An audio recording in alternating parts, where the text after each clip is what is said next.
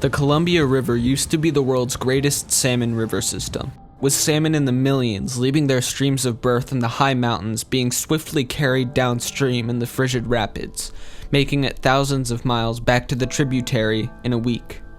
The salmon would travel to Alaska and grow upwards of 100 pounds, feeding humans, birds, sea lions, and orcas before swimming thousands of miles back to the mountains to complete their life cycle, fertilizing forests when they died. This system worked for millions of years as the genetic diversity of these salmon increased due to the many different rivers in the system these fish came from. That is, until humans decided that practically all of the fish were ours for the taking, nearly fishing these runs to death. Once we realized this and toned down the fishing, we decided it wasn't enough to overexploit the fish. We had to overexploit the habitat as well, prioritizing only human, short-term benefits and proposed economic growth.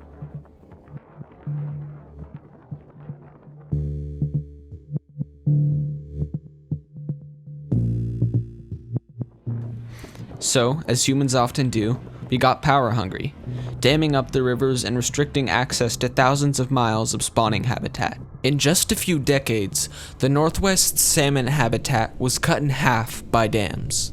As this was happening, various groups in eastern Washington rallied up a loyal base of supporters for 5 dams on the Northwest Snake River to enable barges to reach Lewiston, Idaho. They pushed relentlessly until the U.S. Army Corps of Engineers had to listen. At first, the Army Corps hesitated, since this project would likely not be economically feasible. But the pressure was too high, and the Army Corps did a study, overbloated some benefits, underestimated some costs, and got congressional authorization to build 4 of the 5 proposed dams on the lower Snake River. Before the project was even finished, biologists warned that this would likely lead to the extinction of the Snake River salmon runs, and that covering up the riparian strip, the strip of vegetation and trees between the river's edge and the inhospitable desert, would be the end of the animals and plants that rely on it.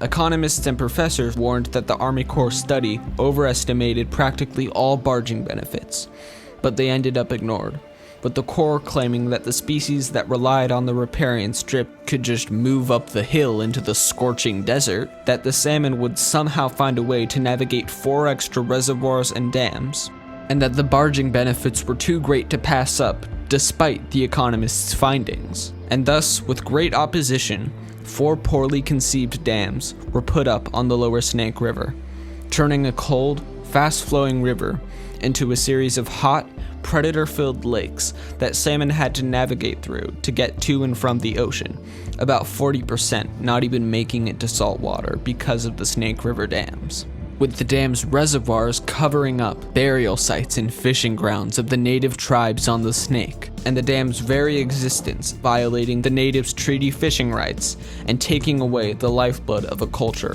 by decimating the Snake River salmon runs. When the scientific consensus turned out to be right, as it often is, and the salmon runs on the Snake were on the verge of extinction, the Corps was forced to look at dam breaching in the form of the Lower Snake Feasibility Study. When Army Corps worker Jim Waddell was asked to give a recommendation on what course of action the Corps should take, he recommended that the dams be breached, based on the flaws he observed in the study.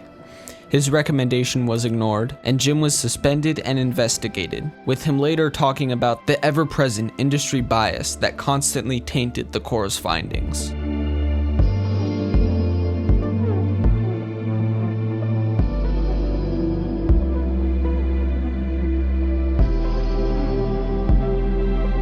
Later, a team from Earth Economics reviewed the study. They found that for every dollar that the taxpayers put into these salmon-killing, treaty-violating dams, 15 cents comes out.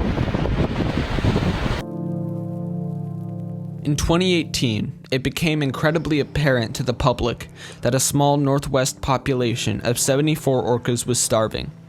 The southern residents.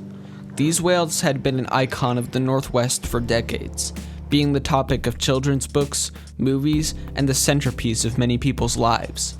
But they seemed to be wasting away in front of the Northwest people's eyes. A charismatic baby orca named Scarlet was clearly emaciated and tired. she died. A mother orca named Tulakwa carried another dead calf on her head for 17 days. The public outcry became too loud for politicians to ignore, so Washington Governor Jay Inslee convened a task force to come up with recommendations to save the starving whales, a task that the stakeholders in the task force were simply not fit for. So, for months on end, the task force debated with their own interests in mind, while most of the scientists were only allowed to voice their concerns in short public comment periods, the scientists urging that the task force recommend the breaching of the Snake River dams, arguing that it was the single biggest thing that could be done for this population. But the orcas couldn't eat the words in the studies from the task force, and while it started a discussion, it fell short of generating any sort of real action.